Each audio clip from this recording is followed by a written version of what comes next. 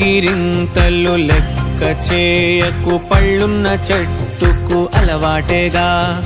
కలత చందకు చందమామకే ఏటేట చవితికి నిందలేగా.